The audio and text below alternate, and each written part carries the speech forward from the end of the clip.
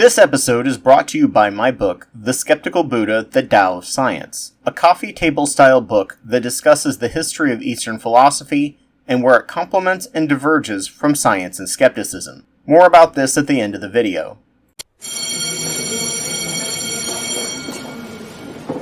Welcome to After School Democracy, the podcast that attempts to fill in the gaps you almost certainly missed in school about politics, economics, and history. Wokeness, a term the people who use it most can't even remotely define, yet blame literally every problem that exists, especially in nerd culture and media, on it. There's been a rash of movie review bros discussing modern media whose entire shtick is just railing on wokeness. If I hear another bro do a movie review claiming that wokeness is what's killing movies, TV, comics, or nerd culture in general, my eyes will roll back so far in my head that I'll lose my pupils. Wokeness isn't killing media and culture. Anyone who thinks that has bought into the incredibly easily attacked scapegoat used by those who are actually responsible for the destruction of media. Wokeness isn't killing movies, TV, or comics. Star Wars, Star Trek, most comic books, and many TV shows were always woke. Apparently, you weren't paying attention at all throughout the shows. The difference was that the writers were actually paid a decent amount, given time and a writer's room to flesh out changes or ideas. Right now, a person submits a script and then has little to no input after the TV show or film direction starts. It's now up to the showrunner or director to make any changes to the script if casting and corporate requires changes. They no longer have a writer's room with intimate knowledge of the script in many shows or movies. Instead, the director or showrunner has to make the changes themselves the best they can. The corporate execs don't care because the way movies are funded, they are literally throwing stuff at a wall these days, and some of them will turn out to make billions. And if it turns out to be a bomb, they can just mark it off as a tax write-off. There are less and less incentives to make a good movie these days, as they go with quantity over quality and low labor costs. Hollywood, industry, and finance are killing the creative arts, not wokeness. There are multiple ways they are doing this. One way is as a way to cut costs on writing. They instead use focus group data to decide which demographics to target and what needs to be included to try and appeal to the largest number of people possible.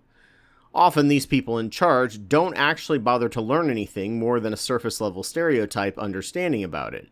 Once that is done, they will either write a script with the least amount of effort and time possible, or they'll take an existing script and shove in all those features into place where they don't belong and feel forced.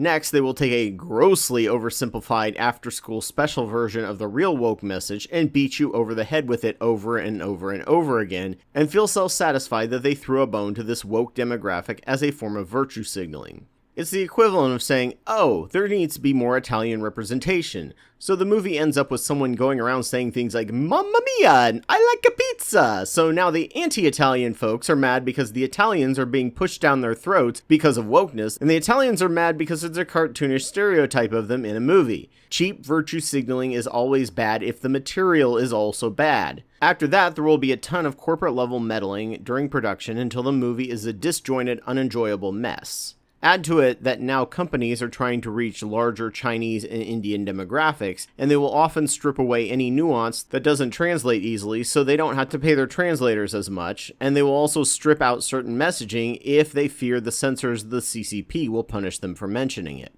In an attempt to be enjoyable by everyone with the least cost possible, it becomes hated by everyone, left or right. The problem is not that the media is too woke, it's Cory Doctorow's concept of emblepification. Look up what the actual word is, I actually don't want to get demonetized. However, bros don't see that pattern and instead engage in the culture war, instead of attacking the actual problem in solidarity, playing directly into our corporate masters' hands to ensure all the things they love about entertainment just keeps getting worse. If you don't support a writer's strike or entertainment industry unionizing, you are why media sucks now, not wokeness. As Saberspark put it, the point, first and foremost, of a piece of entertainment should be a good entertainment product. If it happens to also contain a message like VeggieTales, the information in that message will be better absorbed by the viewer than if the message comes first and the entertainment is an afterthought, which is why almost all religious entertainment is absolutely terrible. Hollywood has picked up on this trend in some cases, trying to bring in more demographics, and it's become a tone-deaf attempt at messaging, so they don't have to pay for good writing and no one is happy.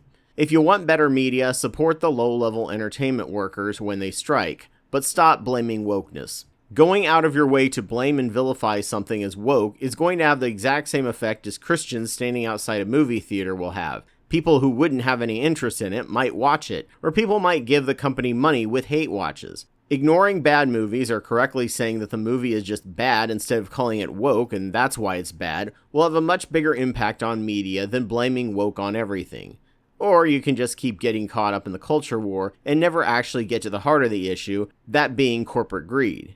Go woke, go broke obviously isn't true, or Hollywood would have looked at their data and stopped long ago. But they will be happy for you to repeat it because it takes the pressure off of the real causes of terrible media, and that is corporate greed and amblepification.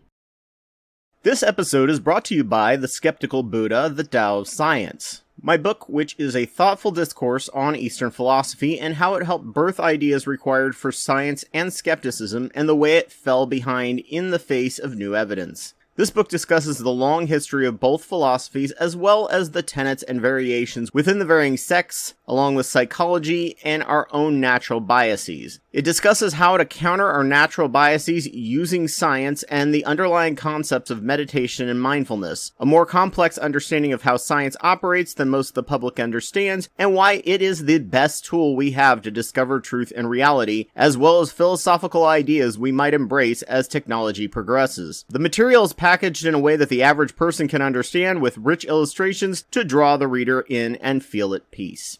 So as always, thank you all for watching this as a video or listening to this as a podcast, which I'm sure was completely uncontroversial to anyone, especially to the YouTube monetization team. So if you found this useful, please donate to my Patreon. Just a reminder that I'm Anubis2814 on YouTube, and I have almost 700 videos on my channel that I've made over the past 11 years on religion, science, psychology, and politics. Please go check them out, and if your site has the option, like, rate, review, and comment.